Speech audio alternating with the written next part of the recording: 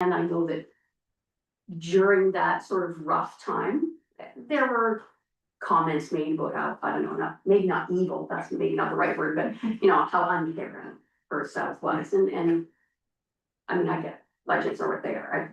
I don't mean that as judgment, but I would like the people of St. Mary's to understand that we are a caring and compassionate community too. And so St. Mary's has tried to address some of these social issues because they have an outreach worker, and we helped to kickstart that program, and it is working quite well for people in St. Mary's who are struggling with various social issues. But I know that people in Perth South, they also need help that way too, and they are getting it through other places through the United Way. And now I've gone off my script, so let me just double check here. I would like to see a stronger voice for Perth South residents in our United Way discussions. These same social issues also affect people in rural areas, and if the municipality is seen to be behind the work of the United Way, it might encourage our residents to reach out for help. So in conclusion, the United Way as partner agencies play a role in the health and wellness of Perth South residents. As a sponsorship of the St. Mary's in the Area Coldest Night campaign, it would help, I hope, to raise Perth South's profile on social issues, and we hope as a result to encourage our residents to reach out for help as needed. So thank you for listening to our appeal. Any questions from council? Can I ask, go ahead. Just one question on the information you sent out here.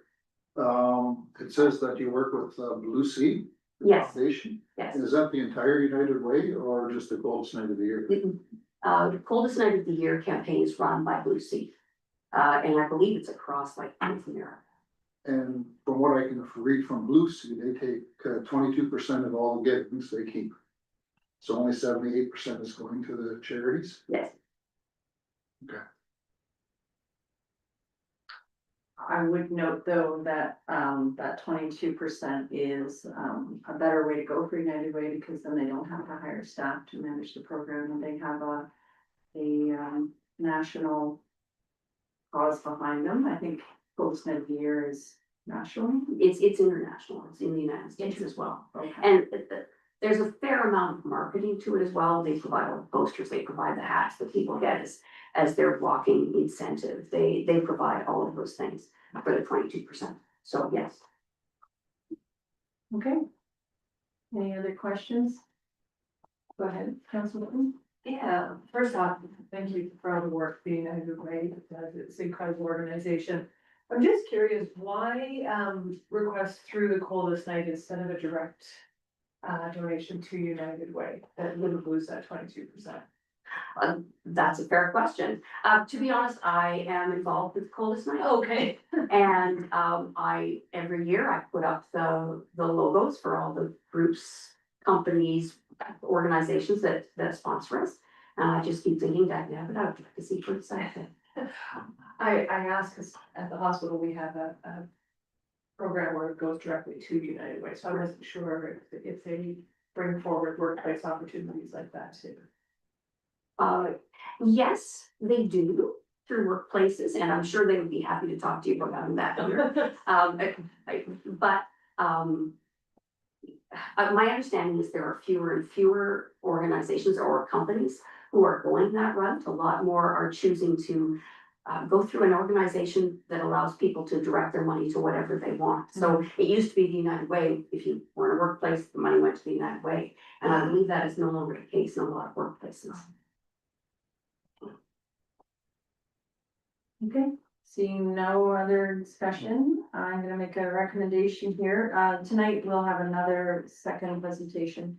And then when we get to budget time, we'll decide on the wellness fund. So, thank you for your presentation. I do support the United Way, and I do think they do good work in our community. Recommendation that the council receives the presentation from Gwen Bradley and Megan Winchester regarding the Coldest Night of the Year sponsorship opportunity, and provides direction regarding the sponsorship request. Moved by Councillor Corby, second by Councillor Martin. Sorry. I just wondered on the language there, provides direction required. Are we providing direction? Is the direction discussed at budget? Yeah, so, Okay.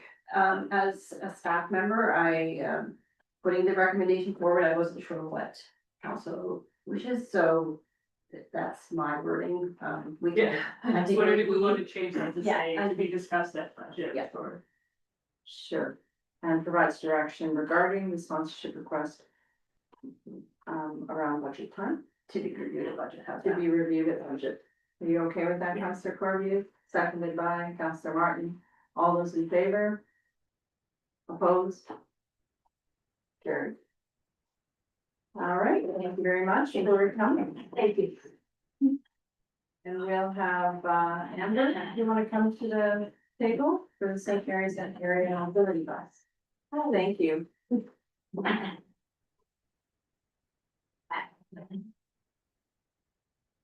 Everybody. So we do have a PowerPoint up on the screen and, I will be following along a little bit on my notes here as I have practiced. I know once I get in front of the crew, I, don't wanna stray too far. That's when we start to say things like Oprah doodly and, weird things are like, that's never came out of my mouth before, but nerves seem to get ahead of me. So, good afternoon, good evening. Thank you so much for having me. On behalf of myself and our board chairman, Robert Howe, we are happy to be here this evening. So my name is Amber Miners. I am the manager of St. Mary's and Area Mobility Service, a small but deeply committed not-for-profit that provides accessible transportation, door-to-door service for residents who otherwise have no way to get to their activities that matter.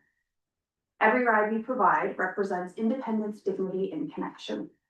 Next slide, please. So many of you, they probably have seen our vehicles around town, around the county, or know someone who's used our services. For some, this might be your first introduction to who we are, and I'm thrilled to speak to you today about the impact we're making in our community.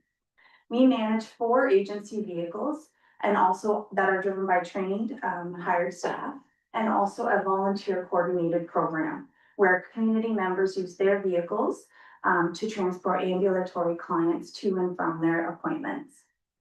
Though our schedule is based on demand, we operate 5 days a week and more when necessary, which is common. So typically we have anywhere from 1 to 4 vehicles on the road, Monday through Friday. Evenings and weekends are based on demand and driver availability. So our services cover the full range of daily needs, medical appointments, grocery and pharmacy trips, which can also be errands and other essential services, community events and social outings.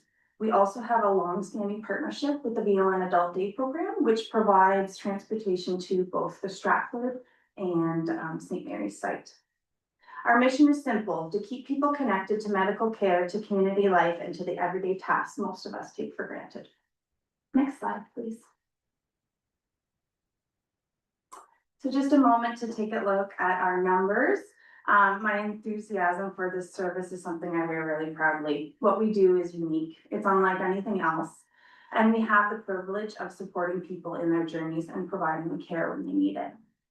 So last year, we provided 13,971 trips to over 250 unique clients. 78 of those were Perth South clients that I was able to, I came across obviously that we have some training to do even in our statistics, and there are some areas that they are labeled as St. Mary's and Perth South. So come next year, I'm going to be a lot more on top of those. However, I would say between 78 to 100 of those are Perth South clients. With that, we show our volunteer trips of 2,223 and their hours contributed. So in total, our team drove enough kilometers to circle the globe, St. Mary's to Tokyo and back, once around the planet, totaling 77,934 kilometers. To highlight the Perth South contributions, I can tell you our monthly breakdown on average is 30 to 35 rides per month. And we would count a ride, so if somebody's coming to the day program, it would be 2 rides per day, 1 there, 1 home. So just ensuring a ride is each time you're on the vehicle. So what's important is not just the numbers themselves, but what they represent. People staying healthy, staying connected, and staying in their homes longer. These numbers reflect the volume of need and the essential role we play. Next slide, please. So one initiative I'm especially happy to highlight is our partnership with the local and the community in their community nourish market. By offering rides to the market, we're helping residents access fresh, healthy food, something that can be challenging without reliable transportation. It's more than just for nutrition.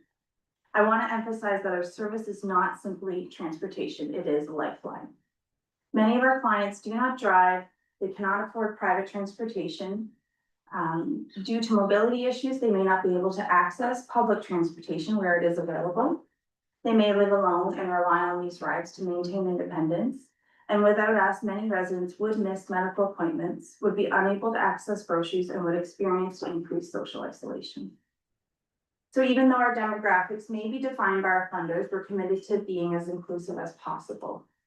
Access to transportation is essential for overall well-being. When people have reliable rides, they can keep up with preventative care, maintain good nutrition, and remain socially engaged.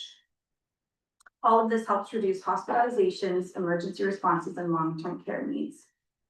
So for many clients, having transportation they can rely on means more than mobility, it means dignity. It allows them to continue to make decisions, keeping commitments, and participating in the activities that shape their identity. That sense of control fosters both independence and confidence in such a powerful way. Next slide, please. So while we are proud of the work that we do, our sustainability is increasingly at risk. We face three major challenges. So you've heard me talk about how transportation supports independence and confidence, helping clients maintain daily routines and be informed in their own choices. But none of this is possible without reliable vehicles. In Ontario, community transport fleets typically keep accessible vehicles for 8 to 10 years. The ramps and lifts typically are 5 to 15, depending on maintenance and their safety and durability. So right now, our fleet includes 2 vehicles that have reached the 10-year mark, the upper end of their life expectancy. One of these vehicles has become a significant challenge. It is our vehicle that is on the road Monday through Friday. Repairs for this bus are now costing more than twice our overall budgeted amount. And during this maintenance, we face downtime that affects our ability to provide timely rides. So it's not just an operational issue, it directly impacts our clients' ability. So we do have contracts as well with our local taxi companies, which does allow us to contract certain rides when capacity is reached, or perhaps there's a last minute request that we're able to utilize that taxi contract for. So when looking at the 2024-2025 numbers, over 200 rides were given to these providers. So again, there's different variances as to why they're given. Sometimes they are weekends or late evenings. But a lot of the times there are rides that we could probably fill with an increased capacity. So on our rural roads, drivers expect the unexpected: cows, tractors, and a few extra minutes. All in all, our team handles it with pride, which I do have to say. I looked up the address. Google Maps, there's one address that says 3193 and there's one that says 3191. So I took the one that said 3193 and I ended up on the other side of Plumps. And this is not the spot where I gotta go. So I pull over and figure it out, and I look it up again, there's another one at 3191, and I thought, well, isn't that interesting? The night that I go to present about rural transportation and the issues that we face, and here I'm driving, not in a large vehicle, but I get turned around. Now our drivers all are equipped with Google Maps and GPS systems. However, so was I, and I still got turned around. So what this does mean for St. Mary's Mobility is that our coverage is broad. So where there are times that clients do get stuck in the middle. They're too far for us, depending on guidelines, and too far for another provider in the same area. And when I speak about guidelines, that does specifically relate to some of our instances that we've had at the Adult Day program. So we are bound by our funders to have the clients on the vehicle no more than an hour. So if we have a client who lives rurally and it's 20-25 minutes one way to get to that person, then we are having to, either send a second vehicle, look for an alternate arrangement to be made. The answer isn't to not provide service to the client. So it's figuring out a way that we can make it work. But with that comes some of those concerns. So without proper support, we can keep these clients connected and make sure distance doesn't become a barrier to care or independence. Next slide, please. Okay, so what makes this service so special isn't just getting that we get people from point A to point B, it's how we care for them along the way. It's actually one of my favorite parts about the job, getting to answer the phone and book the ride still. Yes, I like some of the administrative and some of the policy work and some of that too, that's all part of it. But what really motivates me is hearing the stories. And we wouldn't be here without those stories. So one client's son shared how his life changed almost overnight as he suddenly stepped into an intense caregiving role. When his father's health unexpectedly declined, Joe received the difficult call that set everything into motion. Transportation to frequent medical appointments quickly became the biggest challenge. Balancing work, family demands, and caregiving felt impossible. Reliable rides, mobility assistance, and real-time updates meant Joe could keep his job, meet his children's and family's needs while knowing his father is safe and supported. Our transportation service gave peace of mind. Sarah lives with a chronic autoimmune condition that limits her mobility. After her husband passed away suddenly, she was left raising a young family in a rural home she could no longer manage. Without her spouse's support or a way to drive her into her medical appointments or work on bad days, she became increasingly isolated. Our service ensured she could attend twice weekly medical appointments and connect with our community supports. And being that we are connected and to our clients and wanting the best for them, we were later asked to write a letter of support outlining the challenges she faced living rurally and her dependence on accessible transportation for safety and well-being. Sarah's story is one of the many that show how crucial our service is for residents navigating difficult transitions. And lastly, we have Maria. Maria lives alone and she lost her license 2 years ago after a fall. She told us that without her service, she would miss all of her medical appointments because taxis are too expensive. And occasionally there isn't the availability of that option and her family doesn't live nearby. So she had told us that it isn't just a drive, it's help keeping her independent and in her home. This is what your support sustains, a service that keeps people cared for, connected, and confident in their daily lives. Next slide, please. So as a small nonprofit organization, we take financial transparency very seriously. Every dollar entrusted to us is carefully managed to maximize the impact on the people we serve. We have multiple revenue streams and credit, including grants, donations, client ridership fees, etc. We make sure these are tracked and reported clearly. Our financial statements are reviewed regularly, both internally and externally, and we maintain strict accountability measures through policies, audits, and board oversight. Finally, we tie our spending directly to outcomes. So every investment supports our mission by helping provide rides, reach more clients, and maintain a reliable and safe service. By maintaining this level of transparency, we ensure our supporters and funders can see exactly how their contributions make a difference in the community. Next slide, please. Thank you. So as you now know, our services play a critical role in connecting residents to essential programs and supporting their well-being. Despite our efforts, demand continues to grow and more residents need reliable transportation to access healthcare, community programs, and daily services. Your support tonight will strengthen a service that supports some of our community's most vulnerable residents. It will reduce pressure on caregivers and local health services. It will increase community participation and social connection, and it will allow the ability for people to age in place with dignity. We hope you'll partner with us in this effort to keep our community moving and thriving. Next slide, please. So our service is more than transportation. It's a wellness program on wheels. Each ride provides access to medical care, reduces isolation, and helps clients maintain routines and confidence in their daily lives. By supporting this request, the Wellness Fund enables us to sustain and grow these essential services. Every ride is a step towards improved wellness for individuals and the community. This investment is more than just a vehicle. It's an investment in accessibility, dignity, and community connection. It reduces isolation and demonstrates the municipality's commitment to an inclusive and connected community. Last slide, please. This brings us to the end.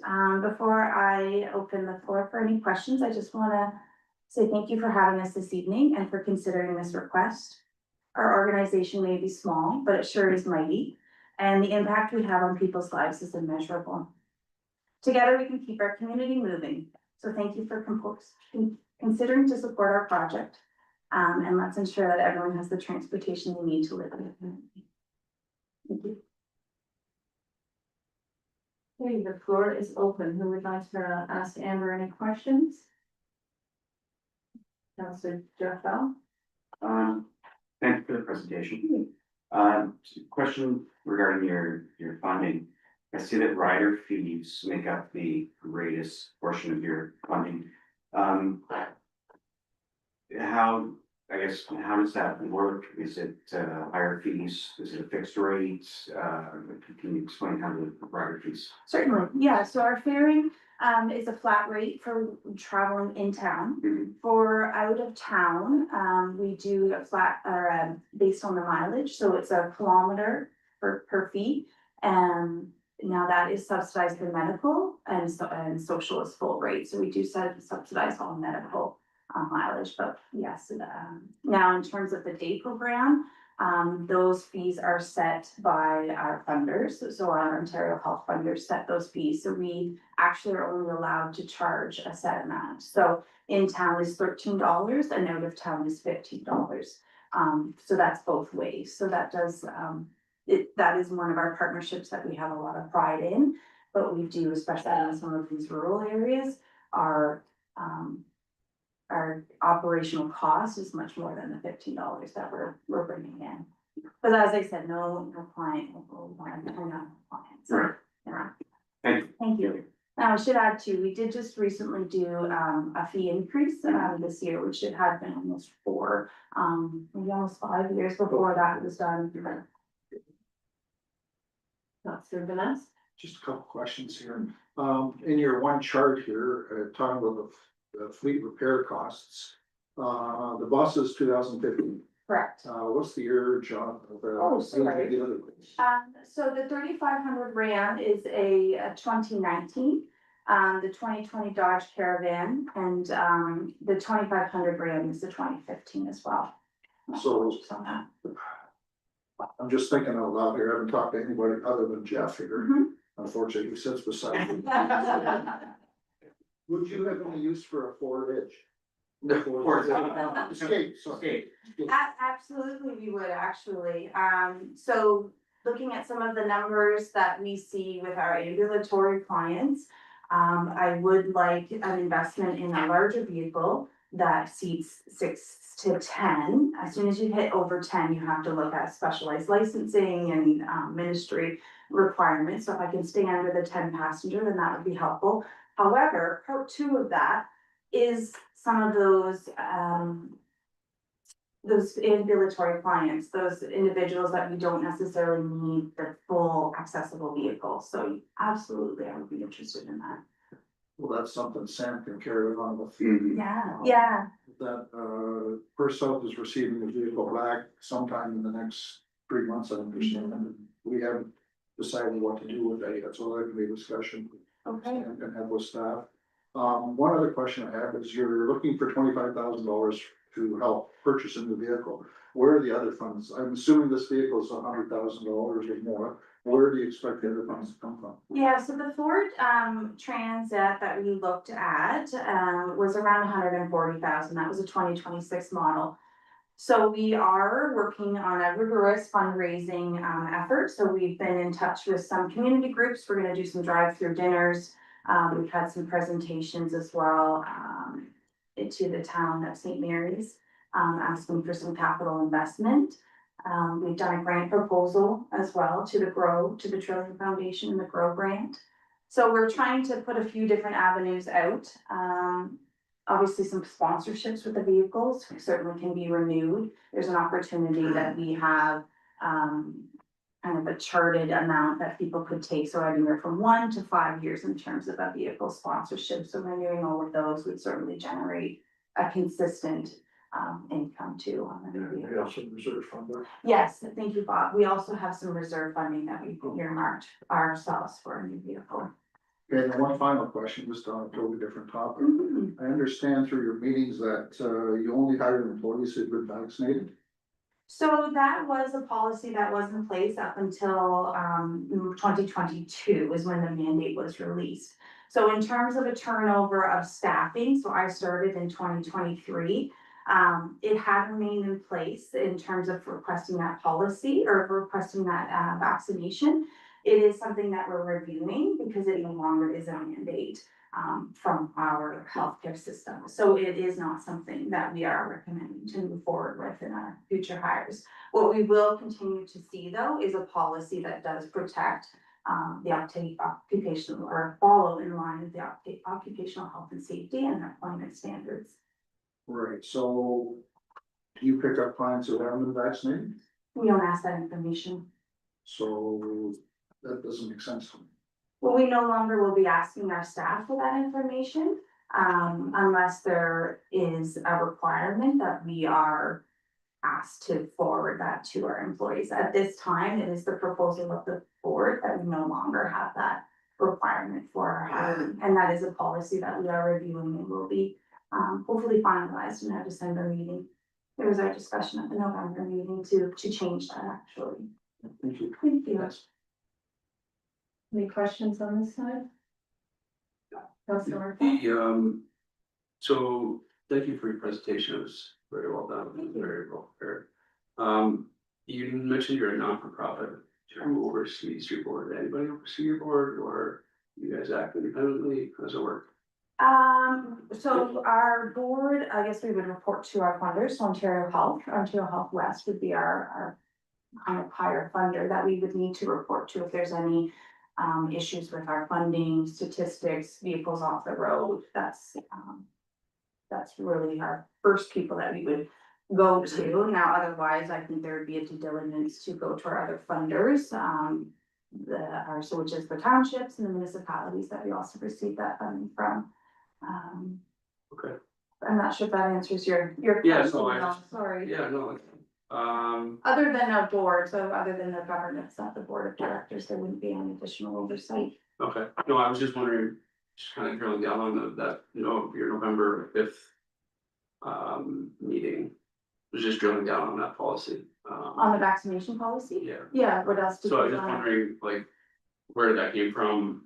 Why is it still there? Oh, so that is truly, so there was some hiring that had happened in the duration of, the year that I was in and kind of navigating the role. It wasn't until we started reviewing policies and that was one that said it's no longer applicable. So as we're hiring people, then we need to reevaluate that. It is no longer a mandate, so it is not something that we need to request or have as a requirement to hire. Like, you seem like you wanted to say something on that. During the lockdown, we did start the policy of, we did want to hire new drivers that were vaccinated. And that was at the recommendation of the Perth Healthcare Alliance, which we're part of. All the staff actually had got vaccinated already. Many of them were allowed as healthcare providers to get the first vaccines when they came out. So as far as our staff that was working at the time, they all went for vaccinations on their own. And then we did have the policy at the time that new employees applying would have to provide vaccination certificates. But that's lapsed, because once the outbreak's over, the mandate's not there anymore. I'm just wondering why we're still talking about it in 2025. So it was, as I said, it was something that with new hires, when I came on, I had asked for it, it was a new policy. But that was just in the turnover of new staff. Once recognizing that that is no longer, and as we've done another hiring, then I brought it to the board for that conversation because it no longer is necessary. Also, back about 3 or 4 years ago, when the town of St. Mary's had a cyber attack, we lost all our backup policies that were online. So ever since, we've been redoing all our policies and we've slowly worked our way up to this point. Okay. But that was actually why we've always been reviewing all these policies, is because slowly we're working back and getting them all. But yeah, we lost all our backup files. Councilor Corbin? Yes, I know we're losing a couple of really good drivers here. It's gonna really hurt some of, say, Ann's been there 10 years or something. Yeah, both of them have been. Yeah, and I know for a fact that Jim Aitchison thought of the mobility bus. He was a big advocate of it. Yeah. So. Councilor Jeffo? Sure, just one final question for me. That 140,000 for the 26 Ford Transit, that's all moved out, that's got the ramp, everything that left or whatever is needed. Yeah, so that's, it's from a company in London, actually, Move Mobility is what they're called. So they're also a very small, family-run business, fantastic to work with. So we've gone down and looked at the vehicle, I've taken my two trusty drivers, they were in it, they were playing with stuff, they were pulling, you know, that Move Mobility appreciates too, because they can pick out things that don't necessarily work. Yeah, so that's the approximate price for that. Now that one sits about 8 people. Thank you. It's the price of our 2020 Caravan, Mhm. was about 85,000. Okay, So, and that was a 1-year-old vehicle at the time. thank you. Thank you. Okay, there is a ask in the presentation for $25,000 from the wellness fund. That would be the most we've ever given anybody, because we used to split it between things, and it is equipment. So I think it does follow the parameters. We had some discussion at the last meeting, but we wanted to have you make a presentation. We could have a motion now, or we could defer it to budget time. What would council like to do? I'd prefer to wait till budget time. Anyone else? Councilor Martin? Are we talking about this year's budget or next year's budget? This year. So this is the current budget, we've already allocated 25,000. Yes, next budget, and we'll be talking about our next budget. So I would be willing to make a motion, Okay, around 25,000. okay. Second? Yeah. Okay, so I will read it. That the council receives the presentation regarding the St. Mary's and area, sorry, Just to clarify, that would be utilizing the 25,000 that's already in the wellness budget for 2025. yes. That's not been spent. Sorry. What else? Is there any way we can defer the vote till our meeting in December? Well, I think I have, So after the meeting from the mobility bus? we have it on the floor if I'm correct. So. So I have first made the motion by Jamie, seconded by Sam. Okay, we will take the vote. All those in favor? Sorry, we didn't finish reading the motion. Okay. Regarding St. Mary's in the area of mobility bus service for information and further approves the donation in the amount of 25,000 from the wellness fund to the St. Mary's and area mobility bus service. So it was moved by Councillor Martin, seconded by Councillor Corby. Any further discussion? Should have in there for equipment, like for the purchase of the vehicle. Yes, I would prefer to have it for equipment. Yes, it will be earmarked for that. Any further discussion? All those in favor? All those opposed? That's carried. Thank you, and thank you for your service. Councilor Vanessa? Can I make a motion that staff, along with Sam, look into the possibility of donating 2023, believe it is, for escape? Explorer. Explorer. Yeah, Explorer. No, the cruiser, The cruiser. the Explorer that we're buying back. Yeah, I think that's a further, like, we want staff to look at that. Yeah, that just, Yeah. just to get it out there, the staff looks at it. Sure. I'll second that. Okay, seconded by Councillor Jeff Bell. All those in favor? Opposed? That's carried. Thank you. Sue, I'd like some more information on that vehicle. It'd be nice to know how many kilometers on it and We were told Oh, were we? 130 or something. Oh, that's not that bad. No. Okay. Sorry. Right? One thing I think that, before we go too far, that the mobility bus people would certainly need to have a good look at the. Oh, absolutely. See You know what vehicle we're who's talking using about? this. Would you say a Ford? It's one. It's. Oh, okay, yeah, I'd say that's what I was Yes. thinking when you were talking about that, because we've had some conversations of that too with the town of St. Mary's a few months ago. Right. One of our counselors had mentioned that, and so since then, it's been brewing in my mind as to how we can make that If it's work. even suitable. Oh, Right. yeah, absolutely, and I've had some, new hires too, that I think even that would be a great fit for us, a whole other vehicle, and yeah, that's really exciting. Thank you. So we're gonna investigate that for you. Yeah. Did we do? I believe Yeah. we did. Yeah, perfect. Okay, thank you very much for coming. Lori, did you want to say anything? Okay. All right, we are at item 8.1, Director of Public Works. Ken, floor is yours. Thank you, Mayor Orr. First report here is my update report for council. On item 3 there, line 4, the surface asphalt paving, Brandco Construction is the contractor, through the county's contract for that project.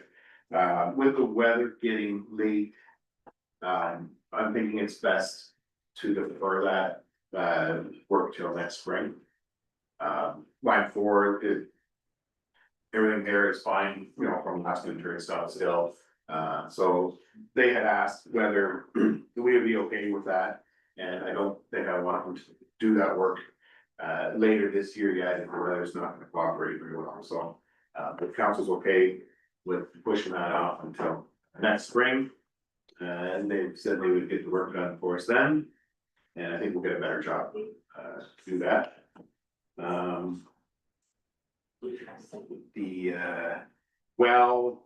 The Seaverville well replacement, still waiting on the contractor to show up there. Hopefully they show up this week once they get done, the projects they're working on and get started on the drilling. I don't have they haven't started yet, that time, but soon.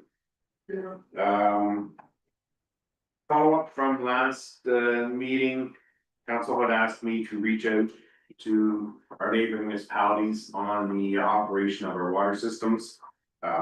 Just early this week, I've got some responses back. None of the neighboring municipalities are interested in providing that service to us at this time. Perth East indicated though they might be interested in the future, particularly with the operation of the proposed wastewater treatment plant in Seaverville, because it's based off of, I think, a very similar one they have in Seaverville. Or in Shakespeare, so there may be some interest in the future for some assistance, but nothing really right now that just want to pass that on. I think we'll bring back a report to the next council meeting on that agreement, the off of that. Maybe that's all I have for my update. Does anybody have any questions? Any questions for Ken? Councilor Markville? Can you share how the meeting went today about the St. Paul proposed drain in St. Paul's? Any information on it? Yeah, 2 drain meetings today here with Brandon from Sprietz and Scott. One was for the flood drain.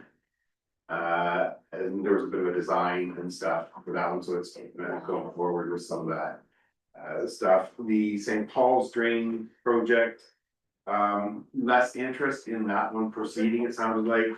It sounded like there was like one landowner that is looking for some drainage improvements, and they're gonna see if there's instead of a big drain down the side of the road, whether there's a way to connect into some of the county drainage stuff. It sounds like out of the intersection. They're still working on the stuff, but that was a preliminary meeting just to find out what everybody was wanting. Thank you. Any other questions for Ken? All right, I have a recommendation of the Director of Public Works update, the report we received for information, moved by Councilor Corby, second by Deputy Mayor Wilhelm, all those in favor, opposed, carried. And we are drainage superintendent report. Yeah, thank you, Mayor. The next report is the drainage superintendent's report. If anybody has any questions? Any questions regarding Scott's report? Okay. Seeing none, I have a recommendation that the drainage superintendent update report be received for information, moved by Councilor Vanessa, second by Councilor Jeff Bell, all those in favor, opposed, carried. And we are at, 8.1C, report for the boundary roads in Middlesex County. And thank you. The last report here is the, a report on the, an agreement that's proposed here with Middlesex County for the maintenance of the Whalen line. So currently, per south, we look after the maintenance on, section of Whalen line from Highway 7 to, Perth Road 151. And Middlesex, or sorry, Luke they share a cost in that with us. However, Middlesex County has now uploaded as of November 1st. The Whalen line portion from Luke. So it's become a county, it's becoming a county. Maintained, so then we don't have an agreement with Middlesex County, and our agreement with Luke was kind of null and void now with that not being responsible for that road. So this is a proposed agreement with us and Luke, or in Middlesex County, for Middlesex County to complete the maintenance on the road. I think that's their preference, so that the road continues to be maintained to a county standard. Comparable with the other roads in the county and the other portions of Whalen line that was uploaded about 5 years ago. So the plan is that through Perth County's road rationalization project, that Perth County will upload our share of Whalen line. Just hasn't happened yet. They're still going through that process to finalize that, but that was one of the recommendations in that plan that they had brought here to council. So I see this as an interim agreement, ideally just for this winter. Until the Perth County uploads that, and then they'll have to work on an agreement with Middlesex or figure out how to lead the maintenance. Anyway, recommending that we authorize the clerk to enter into the agreement as attached. Does it have to have an end date on it or no? No, I don't think we need any. There is a clause that indicates, I forget what number it was, but there's a clause there for here it is, in years. 2.3, if any time the boundary roads are uploaded or downloaded by another municipality, the agreement shall cease and be null and void. So that's section 2.3. Oh, sorry, I missed that. Yeah. That's kind of a clause for if the Perth County. But that is the plan. That's the plan, subject to Perth County council approval. Any questions regarding the agreement? Councilor Jeff Bell. Sorry, maybe I'm wrong when I was reading this. I thought I saw something that this runs 10 years unless something changes. Yeah. Yeah.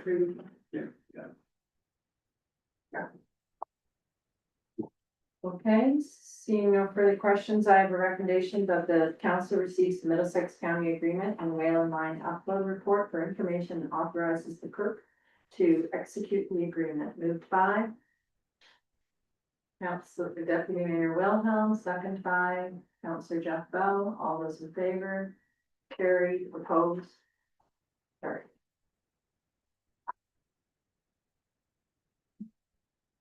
Okay, we are at 8.2. Tracy, you're in. Oh, With the council. I will, sorry. Recommendation of the accounts payable listed dated November 12th, 2025 to the period October 30th to November 12th, 2025 in the amount of $325,495.18 be approved. Move 5, Councillor Marfell, second by Councillor Vanessa. Any discussions on Councillor Marfell? There's one in here for $1,800.70, to learners. What's that for? Through you, Mayor, or that is for the Current Street. I believe the title changed, the easement. That was that property that came last week for the zoning. Thank you. Councillor Kirby? Does that get passed on to the landlord?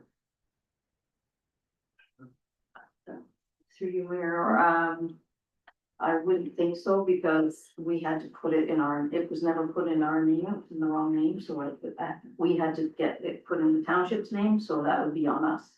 To take that title search and that. Councillor Marfell? Do we always use learners, or why are they involved?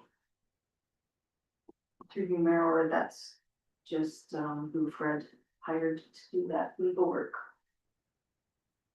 Figured. Gotcha. Thanks. Okay, That's cheaper for us. anything else? Councillor Vanessa? I forgot to ask Ken a question, so I'll sneak it in here. Vehicle 29, 2012 International, any idea when that new truck's coming to replace it? I expect it to be probably before winter's over, but not much. Not before it starts? Not before it starts, ours starts. Still a few months out, I think, yeah, unfortunately. Does it sound like they got it 4 or 5 months ago, didn't they? Yeah, the truck's been sitting at Viking for a little while, trying to wait on the equipment to get built and installed. Okay, thank you. Deputy Mayor? I don't see it here, but I think I saw someplace where, a hydraulic cylinder were, one of the Number trucks. 34. What happened, cause that's what, almost $7,000 if I recall. That's the hoist, for the box and stuff, it was leaking. So it needed to be, I guess it was pitted and stuff, needed to be replaced. Okay, all those in favor? Opposed? Carried. And Tracy, the treasurer's update. To your Mayor, my monthly report is in front of council. Any questions, I'd be happy to answer it. Any questions for Tracy? Councillor Marfell? Under the policies and bylaws, there's a diversity, equity, and inclusion policy. I'm wondering how that started or where. That's a policy that, the debt policy, the reserve policy, diversity is policies all that the upper levels want all municipalities to have. I've had one grant I applied for that I had to attach that diversity policy to. These are just ones that I'm working on. I don't know when they're gonna be coming to council, but they're just ones that I've kind of been working on piecemealing together. It's not anywhere near ready to come to council yet, but it's on my work floor, so. So it's mandated by the province to do that? It's not mandated, but it's the federal government likes to see it if you apply for any grants. Yeah, Thanks. So is the issue then, sorry, through there, is the issue then that we have to hire certain people, we can't hire the best people for the job? no. That's not what that policy is about at all.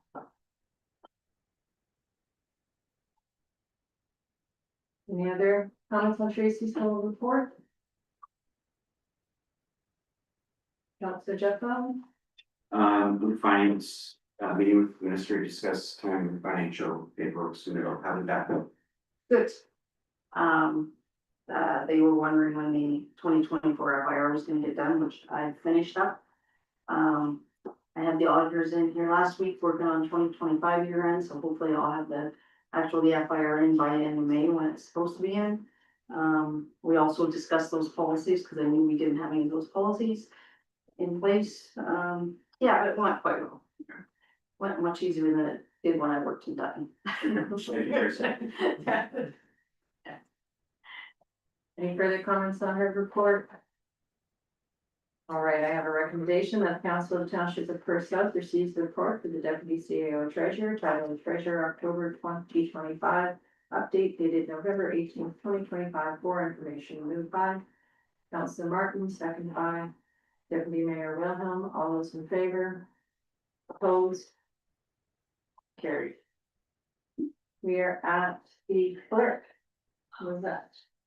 Thank you, Mayor Orr. You have my report, business as usual, starting to actually ramp up for next year's election. There's a lot of training. I've started, just refresher and, also going over some of the, changes from the last election. It's, anyway, it's gonna be a lot. Also had a clerk's meeting yesterday, so we're all commiserating about the upcoming election. So they all look at me like I have two heads when I explain that I'm doing it, and nobody else. But anyway, it's all good. So if you have any questions, I'd be happy to answer them. Tomorrow's municipal day, if anybody's signed up. See you in Mitchell tomorrow, so don't forget. Any questions for Lizette? Not seeing our problem. What's the consensus on how everyone's gonna vote? Is there a consensus all across the board on how each municipality is gonna vote, or are we going paper, or are we going? So I have I brought the report about doing vote by mail. Other municipalities have, I think most of the ones in Perth County now have either moved to a full, electronic voting system. Or use at least use of tabulators. I feel that for our municipality, it's a lot of money to do that. Vote by mail has been, I think, a very effective method. I also have high hopes for the new preparation of the preliminary list of electors, because it's now through Elections Ontario. So that change was made in 2022 to come forward to be fully implemented. There have been some by-elections which have really helped sort of iron out some of the issues that have could potentially happen. So I think we will have a better, a cleaner voters list going forward.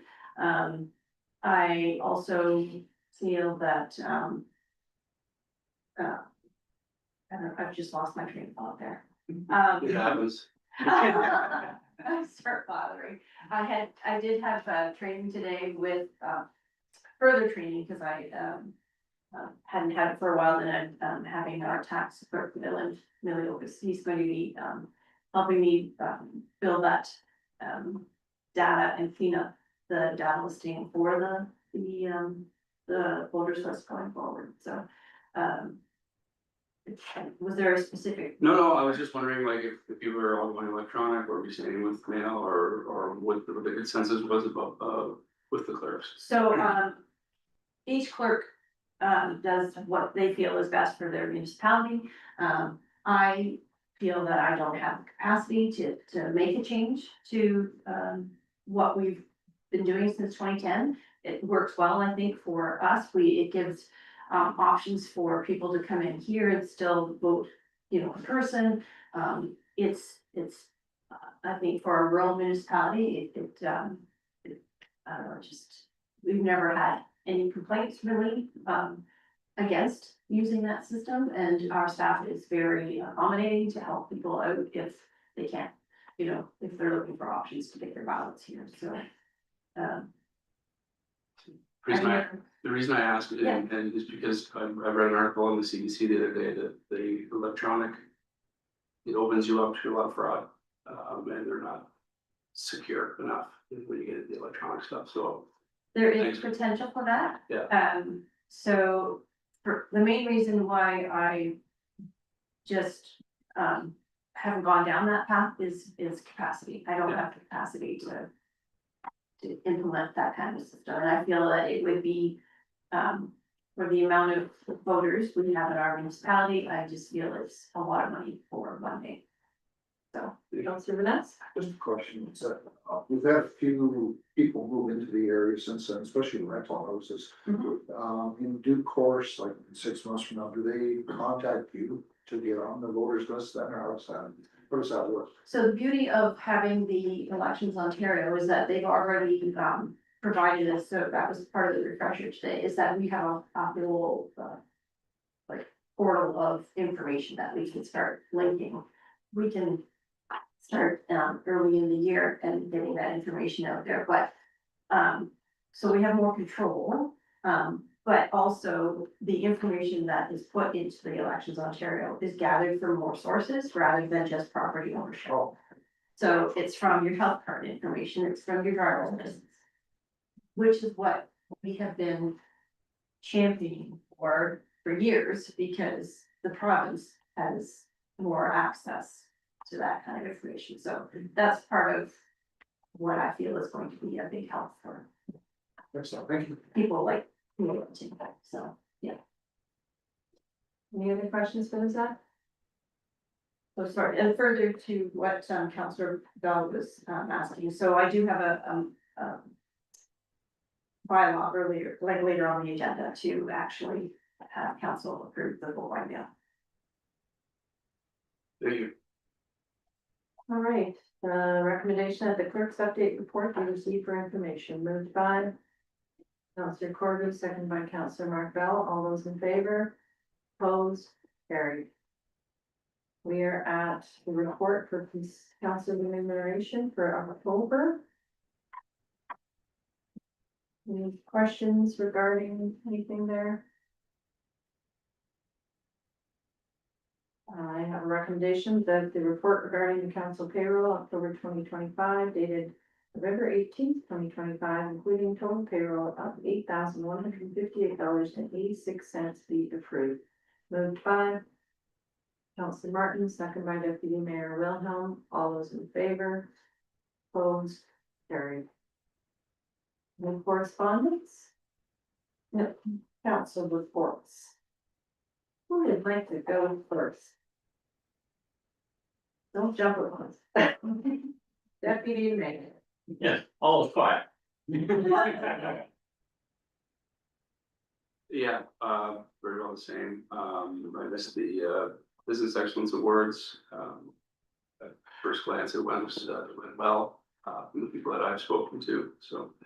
We're having a debrief meeting here soon, and we'll get the we'll go from there, I guess, so to speak, but yeah, other than that, quiet. Councillor Carmen? All good. Councillor Vanessa? I had an opportunity last week to, I was asked by the drainage superintendent and Brandon Winter was ready to go out and have a look at it. The drain, unfortunately, the night before they got 8 inches of snow on some of the O'Brien drain. And I'm hoping next week to go out and have a look. There's still some concerns about finishing the wet drains. Other than that, that's good. Thank you. Councillor Vanessa? Councillor Martin? Okay. I'd just like to say I'm thankful for everybody who showed up for Remembrance Day. I think every year we get a little bit better and make some small improvements, and Dave Ford did a really good job, and Jim's grandson did a poem as well, so that was nice. I'm gonna encourage everybody to go fill out tree bylaw input on the county website. It's important, it's a hot topic, I've heard a lot of calls about it, so everybody's voice needs to be heard, so if you could go on to the county to do that.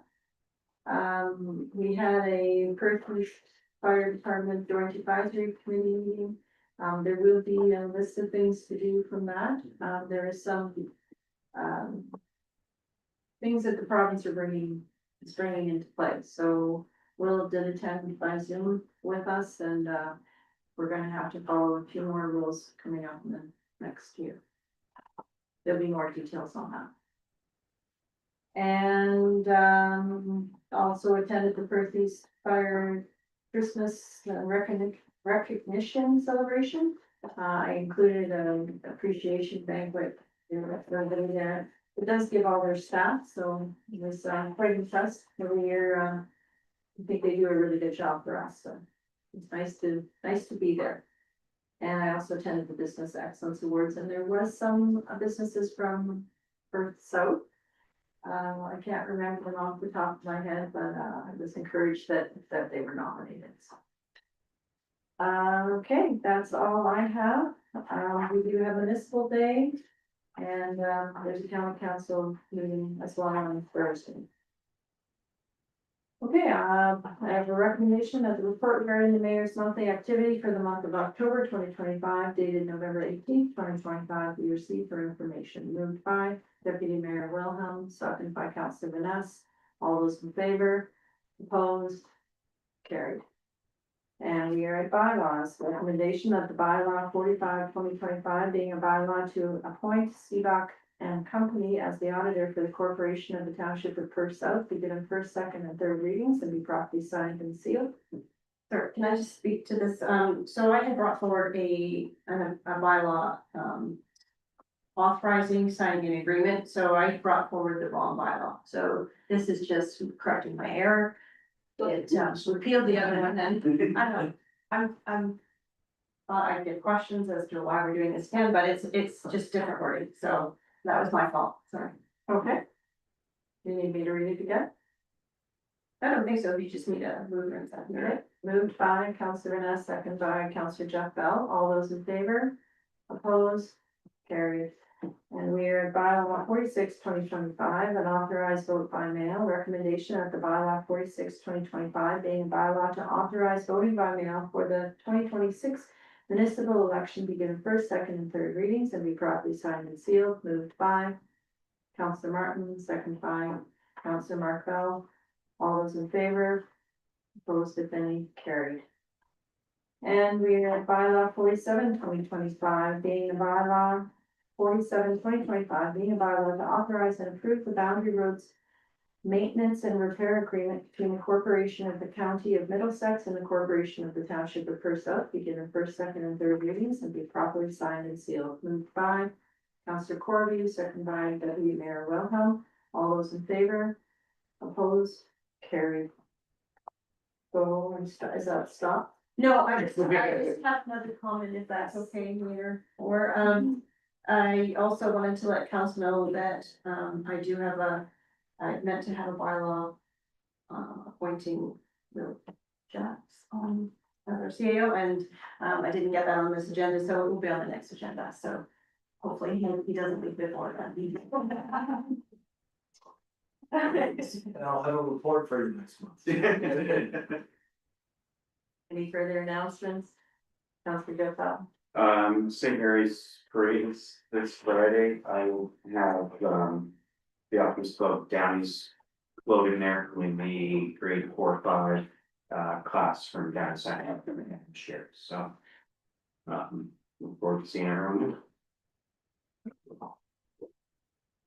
Curtain off from the dinners tomorrow night for ribbon pail.